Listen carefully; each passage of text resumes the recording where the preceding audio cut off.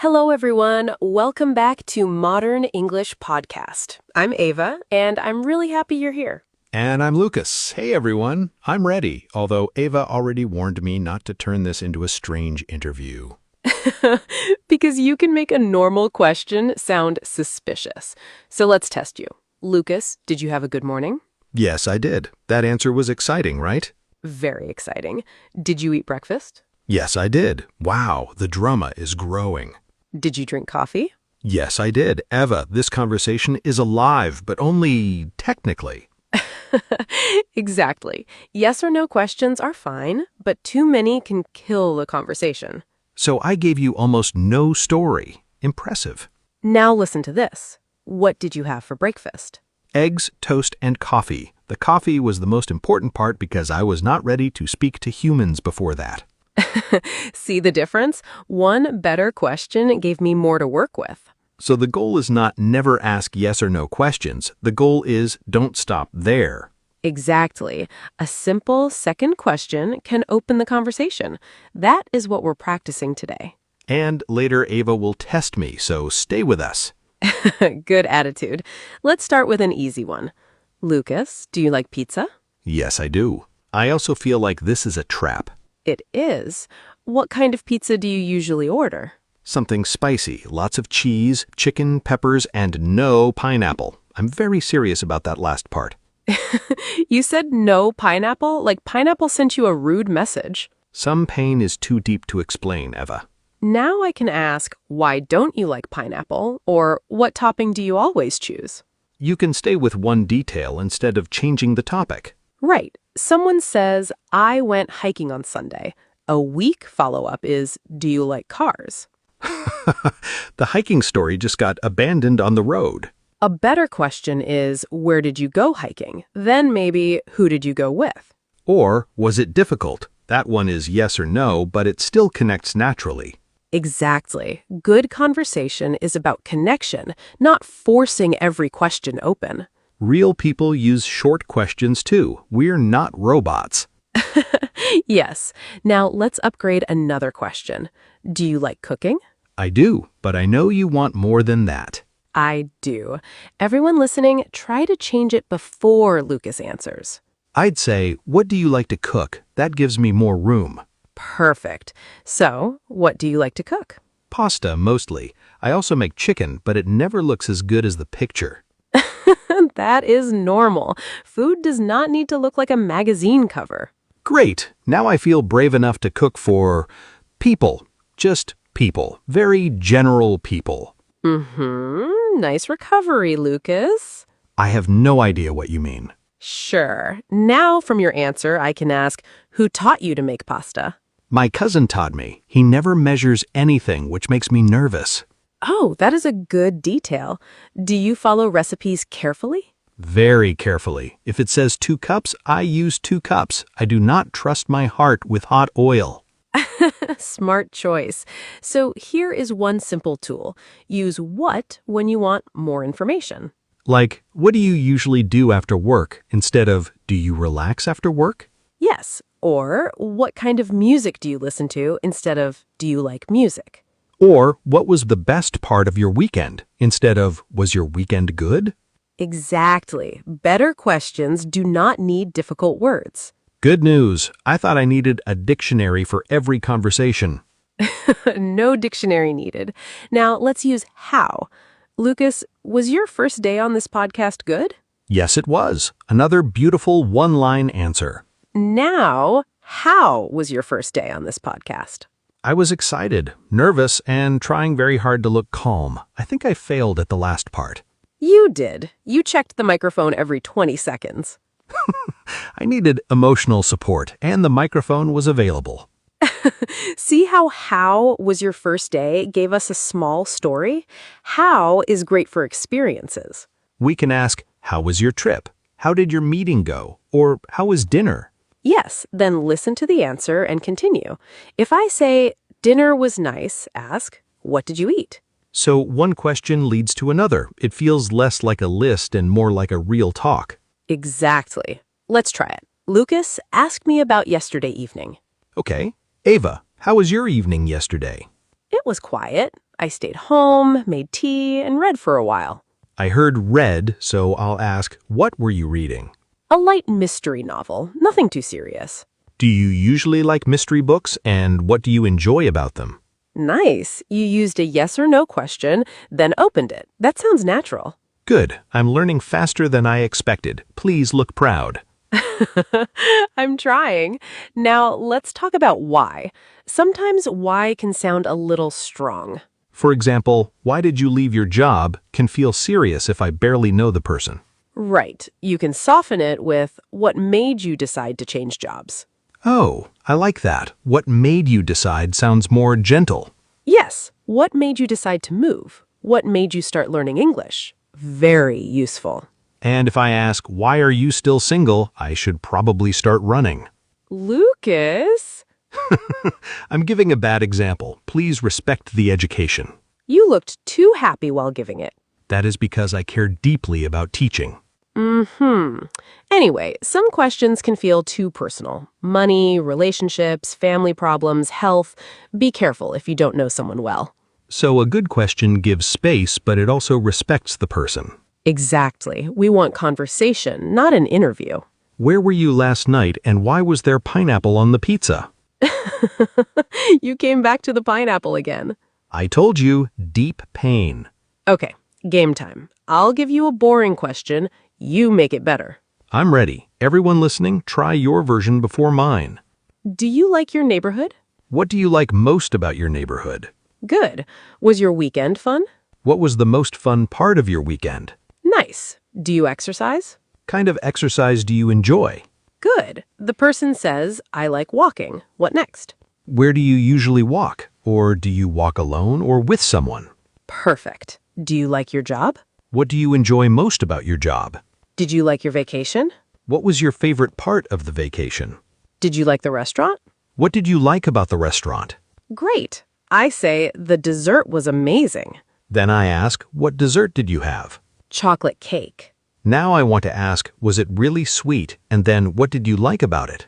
Exactly. See, closed and open questions can work together. I feel like people sometimes make this harder than it needs to be. They do. The easiest trick is often the follow-up question. Many learners get stuck here. The other person answers and the brain goes blank. Yes, your brain says, great, good luck, I'm leaving now. So what do we do? Pick one detail from the answer. That is it. One detail. Let's show it. Say something random. I bought a new plant this morning. What kind of plant did you buy? A small one with dark green leaves. It looked healthy, so I brought it home. Are you good at taking care of plants? Better now. I once forgot to water one for so long that I started apologizing to it. Ava, that poor plant deserved a lawyer. I know, but look at the conversation. You used one detail, then another. I didn't prepare a list. I just listened. Exactly. Ask, listen, pick one detail, follow it. That is easy enough to remember even when you're nervous. Let's use it in daily life. Imagine you meet a coworker on Monday. I say, did you have a good weekend? They say, yeah, I went to my sister's house. Then I ask, what did you do there? They say, we cooked dinner together. What did you make? Perfect. One simple answer gave you two easy follow-ups. And if they keep giving very short answers, maybe they're tired or busy. Exactly. Better questions help, but don't force anyone. So I should not bring a notebook and say, please answer all 17 questions. Please do not. Now imagine someone just came back from a trip. Instead of only asking, was it good, I can ask, what was the best part? Nice. Or what surprised you about the place? That one is good because the answer might be unexpected. Exactly. Maybe they say, the city was much quieter than I expected. Then I can ask, did you like that? And maybe, what did you usually do in the evening? Perfect. Now food, because people suddenly become more talkative around food. That is true in my life. Very true. Someone says, I tried a new restaurant yesterday. What kind of food did they serve? Mostly Italian. What did you order? Pasta. Was it actually good, or was it one of those tiny plates with 4 pieces of pasta? See? That sounds playful and natural. Natural conversation does not need to sound like a classroom. Right. You can react, joke, and be yourself. If you told me you went skydiving, I would not calmly say, how was your experience? What would you say? I'd say, wait, Ava, you jumped out of a plane? Was the ground not good enough for you?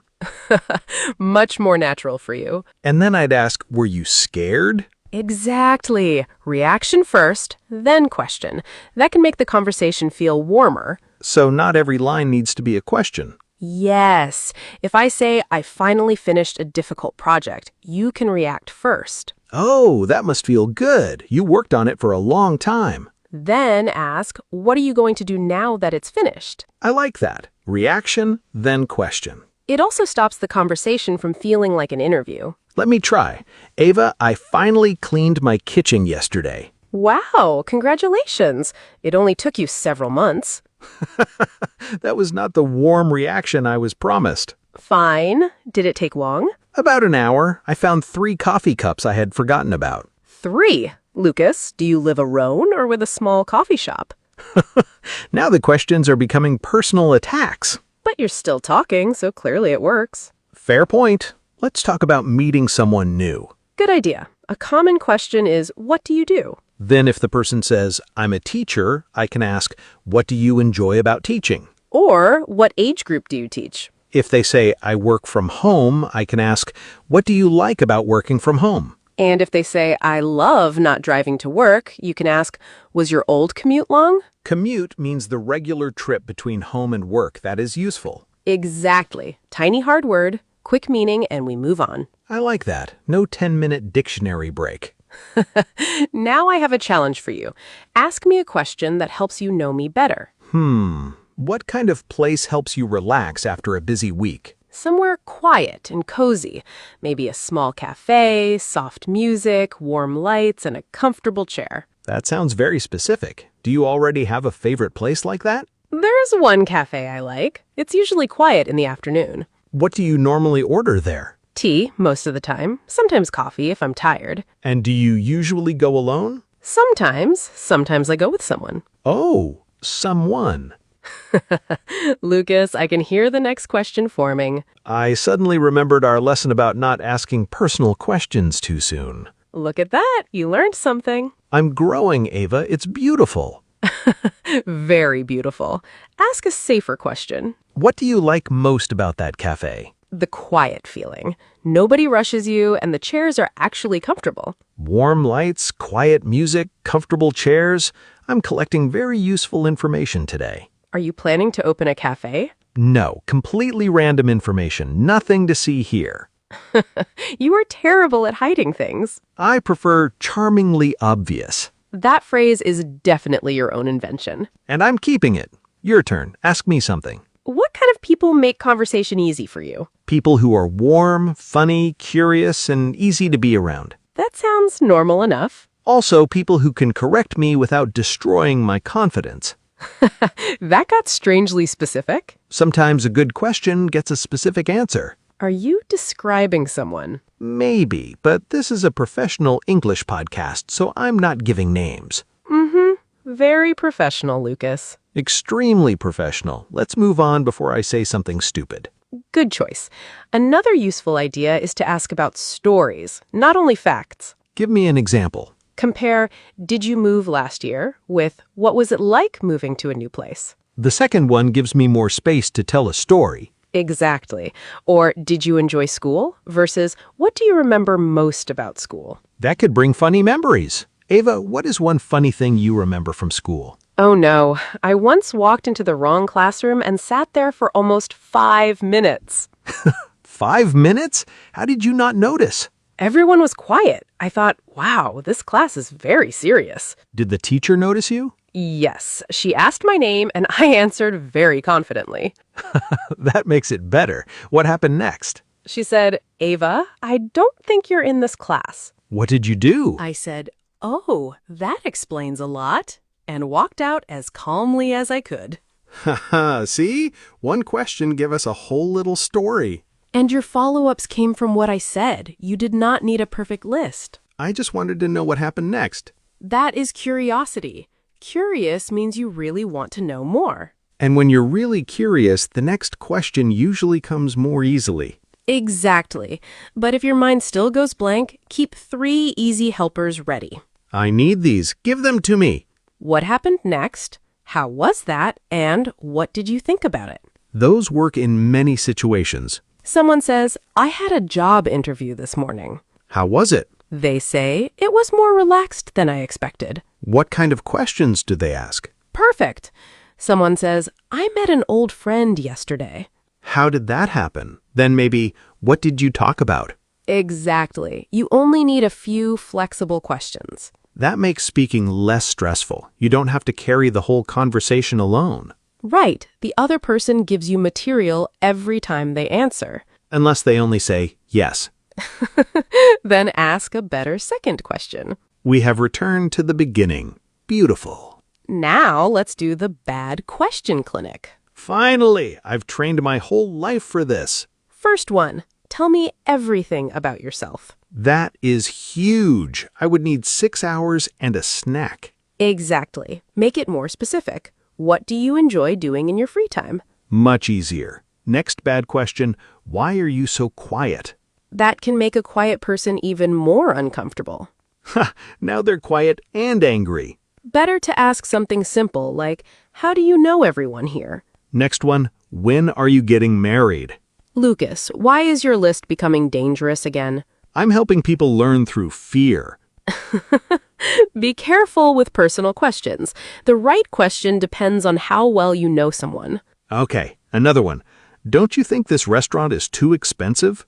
That question already contains your opinion. Try, what did you think about the restaurant? Then the person can give their own answer first. Exactly. Ask because you really want the answer. Sometimes people ask a question just so they can tell their own story. Yes. Did you go to Chicago? Because I went in 2019, and let me tell you everything. You were never the conversation partner. You were just the door. Exactly. Give the other person room. Okay, one last game. Fast question upgrades. Let's do it. Everyone listening, answer out loud if you can. Do you like mornings? How do you usually spend your mornings? Do you like traveling? What kind of places do you enjoy visiting? Was your day good? What was the best part of your day? Do you like your friends? Strange question.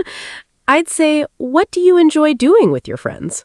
Are you happy today? What has made you smile today? Oh, I like that one. So, Ava, what has made you smile today? I knew you were going to use it on me. You taught it. I'm only practicing. Fine. This podcast has made me smile a few times. A few times? I'll assume all of them happened while I was speaking. That is a very confident assumption. I prefer hopeful.